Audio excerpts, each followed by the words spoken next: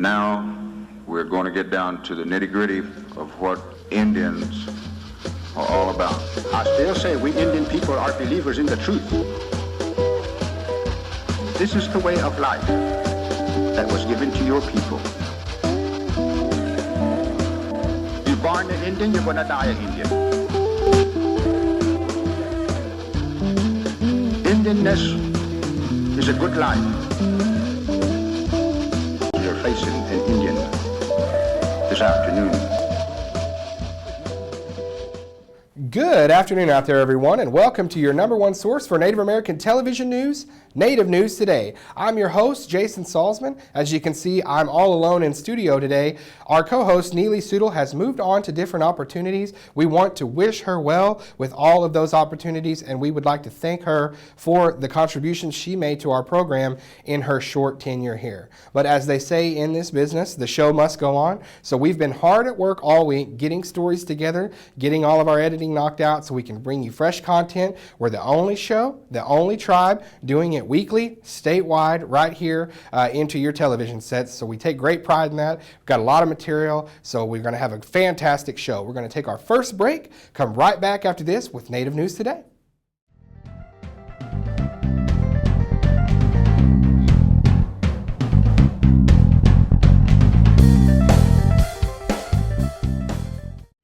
Pumunakadat nak aza gidomen ajai jahaniat omen ibuwakidos. Daniels in Ogitskish, Bonshongi Benoat, Bomio, Boshomizatlish. Momesh, Harishongigo imongin, Hobidagi ani omaga, Bomaha hoye imongin oma Bonshomegigosh. For more information about Muskogee language preservation, please call us at 918-732-7724. We believe if you teach a man to fish, you can feed him for a lifetime. We believe that transitioning convicted citizens back into our communities enhances public safety. We believe that every citizen, even ex-prisoners, are important and are capable of change. We believe in reclaiming our citizens and investing them back into a culture that embraces healing and restoration. We believe in reintegration. Looking for your next 18-hole adventure? Then take a look at Fountainhead Creek Golf Club. Nestled in the beautiful confines of Lake Eufaula State Park, large sloping greens and well-placed bunkers characterize the Muskogee Creek Nation's Floyd Farley designed course and offers a fine test of skill for any golfer. Stay up on all the latest gear and equipment with a visit to our pro shop. Have lunch at the Turn at the Clubhouse Grill. We're waiting to accommodate you at Fountainhead Creek. Give us a call at 918-689-3209 or visit fountainheadgolf.com to book your next round. Fountainhead Creek Golf Club, close to home, far from ordinary.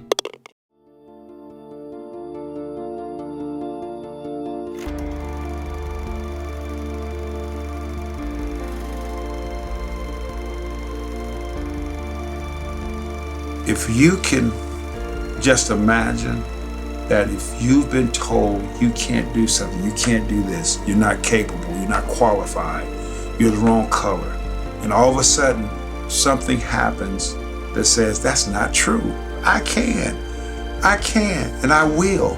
It was not a game, it was a battle. That's what this game was about. Our people have endured and thrived under abnormal circumstances, and we always have, we always will. We were part of the early founding of the National Football League as a participating club. A full roster of just Native Americans. This was quite awesome for just a little town of 2,000, 3,000 people. But the bad thing is, nobody knows.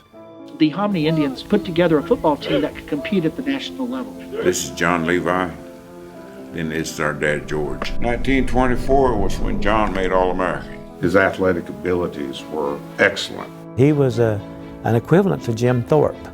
It's unfortunate somebody like that wasn't given the notoriety that he deserved. You can imagine football in that day, with no pads and no face masks, nothing. Back then, I think it was more of a impact sport. The Indians just have that drive in them to compete, because maybe they were always the underdog. That couldn't be taught. It was just natural. These were tough men. Nothing is impossible. Nothing is impossible. They won 26 consecutive games. They just felt invincible. They could do anything they put their hearts to. The preparation, the people behind you. These guys are giants, but we're going to conquer the giant. Even his own family said it was just ridiculous. What are you trying to do, embarrass us? They had a passion. We've always been taught as a war group is that you're a team. This was so much more than just a game. Now they had a chance to prove that not only were they capable of competing against the best team, the world champions, but worthy of being on the same field as them. Two great teams under one flag battling it out on the gridiron. It's like a destiny, and that destiny is going to carry people's lives for generations to come. They decided that if they started something, they would go all the way with it, and that's exactly what they did. Here's our time, here's our chance. Let's get after it.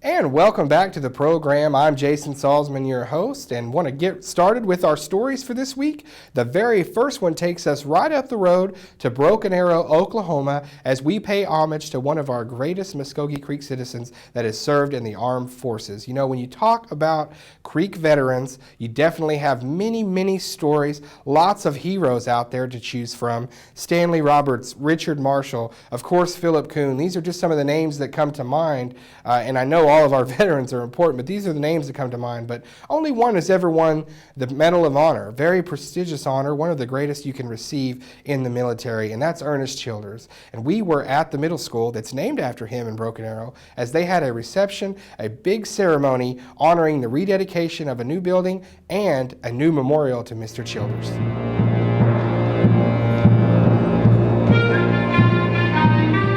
Our school is 30 years old, and when it was first dedicated in 1985, it was named for Colonel Earnest Childers, the only Broken Arrow citizen ever to receive the Congressional Medal of Honor. And then last year, we kind of refurbished and changed some spaces. We built some new spaces and built a new memorial space to honor Colonel Childers. Our original one that was built 30 years ago had begun to kind of look a little dated and faded, and so we were able to upgrade and update that space, and we have a beautiful new space that really pays tribute to Colonel Childers' military career, to his very proud affiliation with the Muskogee Creek Nation, and then a special section that really explains the events in World War II that led to his receiving the Medal of Honor.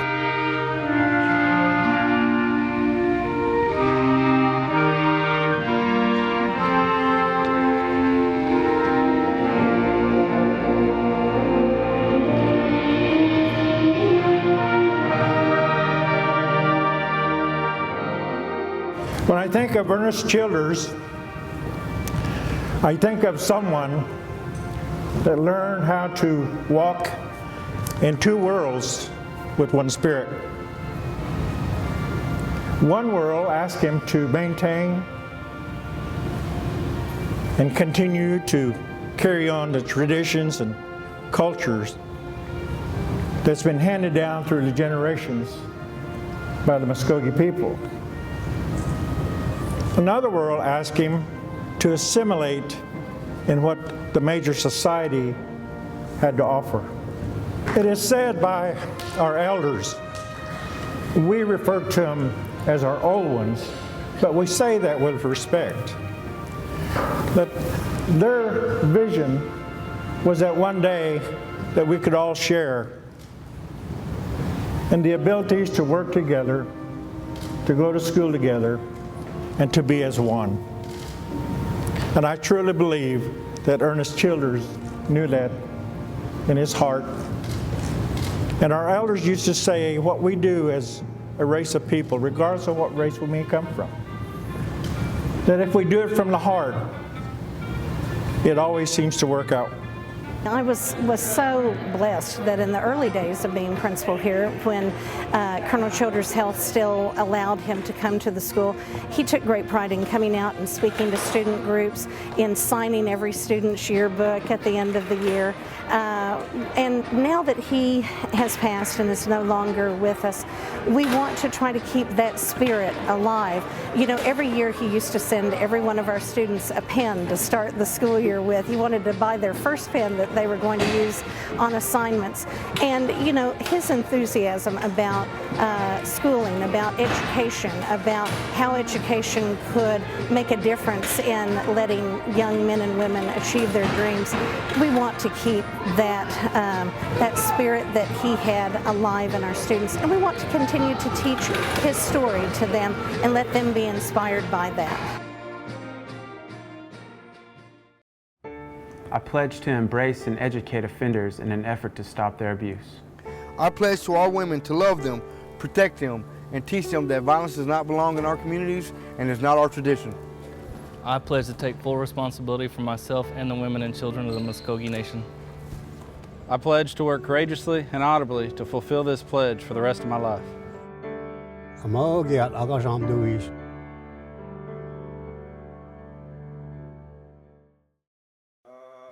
Jehojefkat Paul Fixakodos.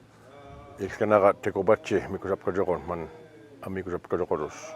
I'm able to preach in English and Muskogee, our language too, so there's not many that does that today. When I was growing up, that's all we had, Muskogee language, and that's all they preach. I could talk my language when I was small. When I grew up, I could understand what they were saying. We don't want to lose that, language, especially our songs, our native songs and the Muskogee hymns. We want to keep them.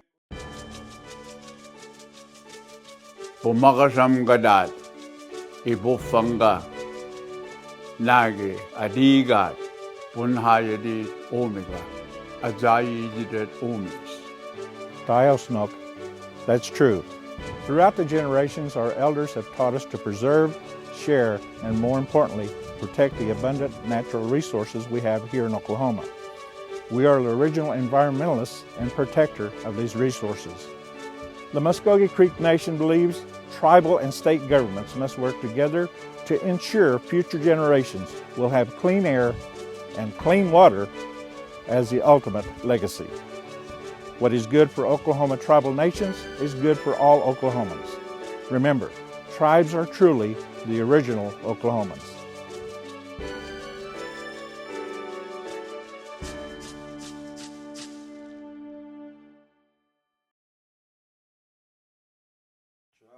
The Muskogee language has always been a part of my life, and so I grew up speaking the language, and I've used it throughout my life. I found that people were interested in learning the language and wanting to revitalize it. The language immersion method of teaching is one that I'm comfortable with. It's a way of reconnecting with our histories and our cultures, and to give this gift or pass this gift on to our children. Mado, hadam chihijahlis.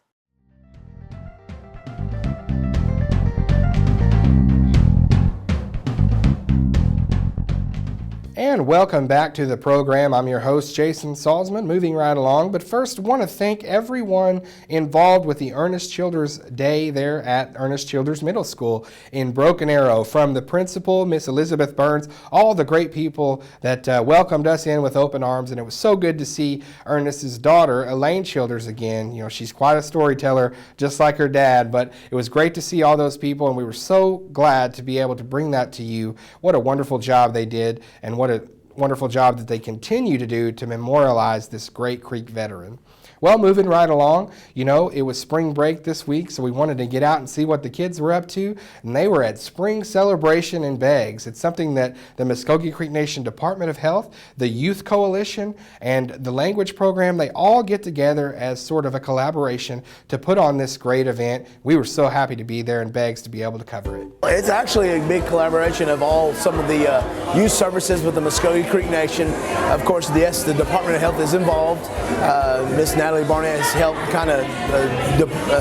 helped us out as far as being a representative on the committee, and Lindsley Harry, and so there's a lot of great things. You know, it's always scheduled around spring break. It allows a lot of the Creek Nation departments, child care to come, and Head Start to come, and the ones that are, the public schools to come and participate.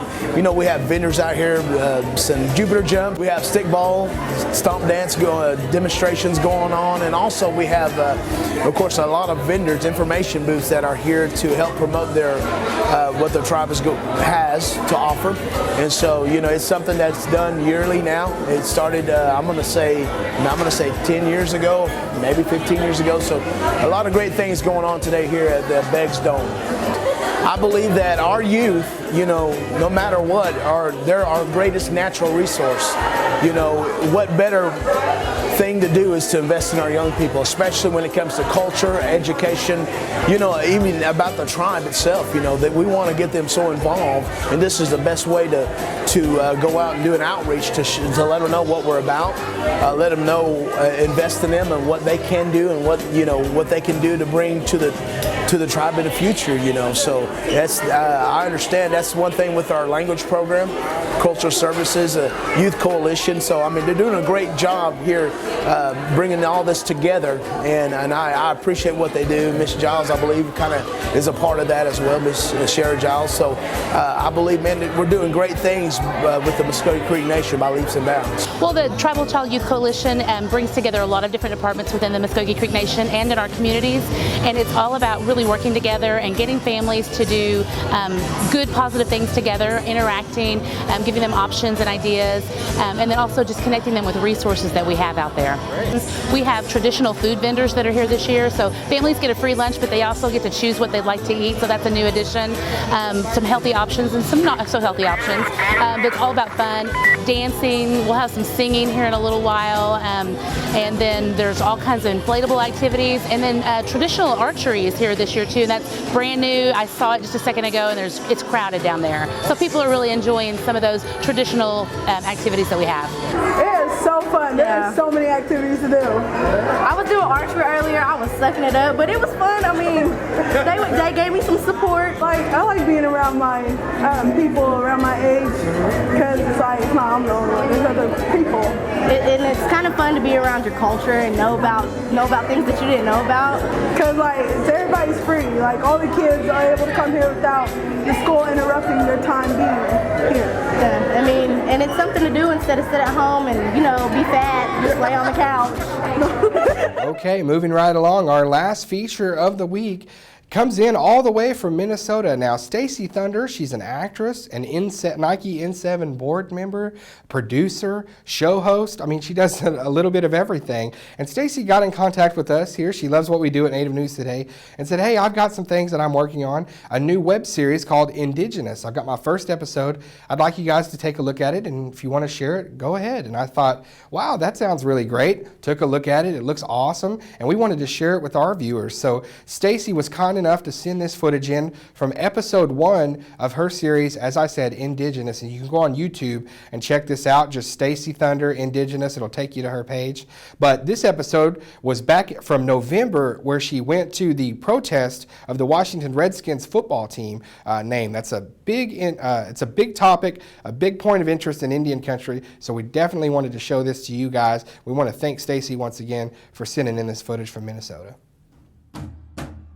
We are here to tell the NFL there is no honor in a racial slur. It is time to change the mascot. The word redskin is an old word that means a lot of negative things to me and my children and our people. And if you look at the Native American culture, they rank really high in problems with domestic violence, alcoholism, divorce.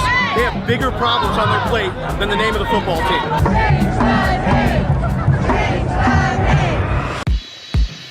My goal in life is to share our stories, to entertain and educate the world about who we are.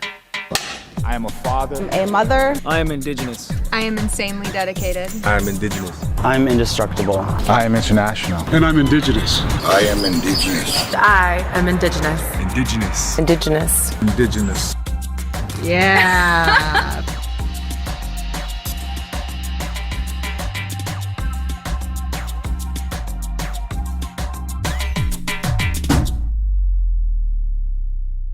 Let's get right to the gist of it.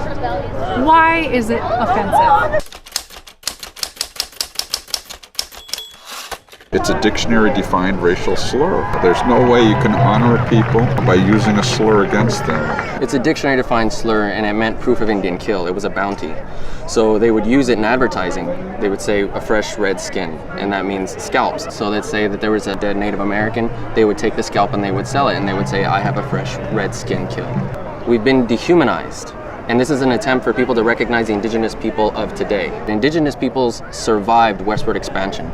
We survived the founding fathers. We survived all these people of history standing between us and our inalienable rights. We're here and we're not going to take this dehumanization any longer. That's right. Using a racial slur with a graphic, violent history isn't just disrespectful, it's morally inexcusable. The mascot robs young American Indians of their self-esteem and invades their dreams. I strongly support our sisters and brothers protesting in Minnesota this weekend, and I stand with them. This is a statement from Billy Mills, an Olympic gold medalist from Pine Ridge, South Dakota, who has inspired generations of Natives and many others. We are proud to be sovereign Indian nations. We are proud to be Minnesota Vikings fans, but we are not mascots. A few years ago, the Shakopee Dakota people gave the gift to the University of Minnesota. It was the largest financial gift the U of M has ever received. It was used to build a stadium. Later today, inside those walls, the most degrading word for Native people in the English language will be used over and over and over again. But I can promise you this. Here in Minnesota, in the heart of Indian country, in the land of the 11 sovereign Indian nations, this word will not be celebrated inside and not be tolerated outside. But not everyone agrees or understands the importance of this issue. They're a franchise in a private business. The Redskins have made a choice to go down that road and stay the Redskins. They should respect that. And really, the Redskins, I mean, it's about bravery. It's been a symbol for 80 years. Did you know that word was used to describe Native people or their scalps as proof of their kill? It may mean that to them. It doesn't mean that to us. So we buy this jersey because it's part of the NFL. Just because someone comes up to you and they say, I approve of the use of it, I don't mind, that doesn't change the definition. Just because you approve of a racial slur doesn't make it any less of a racial slur. Suicide is the second leading cause of death for Native Americans ages 15 to 34. There is empirical, demonstrable proof of the detriments of mascots on those kids. So what we are doing is fighting for the health and well-being of our kids. What does the Washington team name mean to you? I think it's offensive because I don't really think they know what the word Redskin means. And maybe if they knew what the word Redskin means, they would try to change it. Tell people, what does it mean? It's like when people would scalp the natives, like the blood on the scalp that they had, that'd be like the Redskin. But we're not red, we're brown. How is it going to honor us? The people that support it as football fans, I don't think it's a big enough game. I don't think it's a big enough thing in life that you can't look past it. Our campaign for respect will defeat the NFL's racism, and a movement for decency will triumph with the power of the people. Well, I think it's the most degrading name in sports history, the most horrific, and I'm just happy to be a part of this coalition. Being a role model, being an Olympian and a former hockey player, you know, an athlete, you have to step up, and I think this is one of the areas that we need to address as Indian people. Do you mind touching a little bit about the history of this movement? Well, for me, what happened is we lived near a town called Cooperstown, which was named after James Fenimore Cooper. The local high school had the same name, and they, on their own initiative, decided that they wanted to change the name because it was so offensive. After having two close friends that I met at a summer school program who were from the Navajo Reservation in Arizona, and at one point I had to tell them that our mascot was the Redskins. And that really affected me. That was difficult, and they were offended, and it was embarrassing. We actually paid the school the cost to change the name. Those kids were so inspiring. The students who could do something that the billionaire team owners and the billionaire NFL would not do or refuse to do. It gave us hope that in this generation that America might live up to the ideals that it speaks about equality and mutual respect. Today you can see a broad coalition of political leaders, representatives, media that represents a diverse voice in this country, and the NFL and Dan Snyder needs to listen to America. And I think he will be willing to do this. He's a smart guy. He's one of the 32 billionaire owners of the NFL. So that enlightenment will show through. You know, somebody asked me as recent as yesterday, does this matter? It does matter. We have elders who have lived their lives preserving our language and our culture. They are not mascots. We have children who want to grow up and be proud of who they are. They are not mascots. And we have more women actively serving in the military than any other group in America. They are not mascots. I am a proud Anishinaabe woman. I am a grandmother. I am a tribal leader. I am not a mascot. People are going to say, well, aren't there bigger issues in Indian country? Mascots are a symptom of the condition. And the condition is the dehumanization of Native Americans, of indigenous people. We are not mascots. We are human beings. We're citizens. We may be your doctor, your lawyer, your professor, your neighbor. So watch your mouth.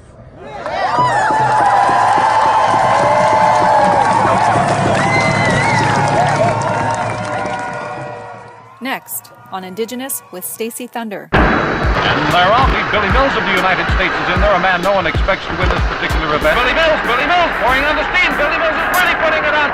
Billy Mills has the lead for the United States, heading toward the finish line. Olympic legend Billy Mills.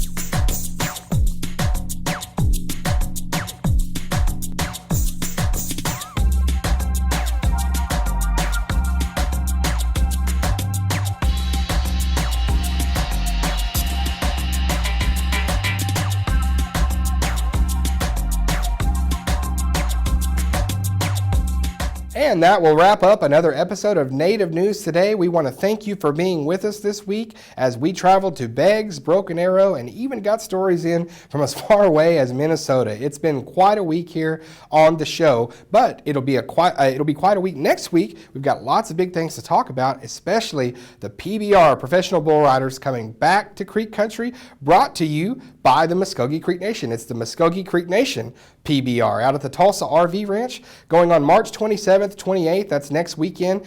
Both nights starting at 8 o'clock. If you want tickets for that, hurry up. Go to TulsaRVRanch.com. They'll go fast, so you definitely want to hit them up. Get your tickets now. And definitely want you to come back next week. We'll have in-studio guests talking about the Red Fork Native American Film Festival, all that and so much more. Definitely keep checking us out on YouTube. Keep checking out our Facebook, our Twitter. Stay hooked up with us throughout the week to see what's going on at Native News Today. You don't have to wait till Saturday and Sunday. For everybody here that does a great job with the show, we'll see you next week.